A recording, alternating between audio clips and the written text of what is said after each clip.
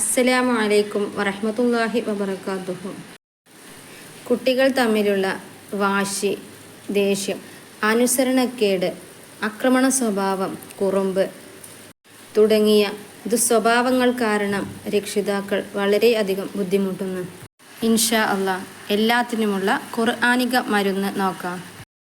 ഒരു പാത്രത്തിലോ കുപ്പിയിലോ കുറച്ചധികം വെള്ളമെടുക്കുക. അള്ളാഹുവിൻ്റെ അതിമഹത്തായ ഇസ്മിന് യാ മുതകബ്ബിറു യാ അല്ലാഹ് എന്ന ഇസ്മിന് 662 തവണ ചൊല്ലുക. അതുപോലെ യാ ലത്തീഫു യാ അല്ലാഹ് എന്ന ഇസ്മിനെ 129 തവണ ചൊല്ലുക. എന്നിട്ട് അടുത്തു വച്ചിരിക്കുന്ന വെള്ളത്തിലേക്ക് ഇഷ്ഫി എന്ന് പറഞ്ഞ് മന്ത്രിച്ച് ഊതുക. ഒരു തവണ ചെയ്താൽ മതി. ആ വെള്ളം കഴിയുന്നത് വരെ ദിവസവും കുടിപ്പിക്കുക.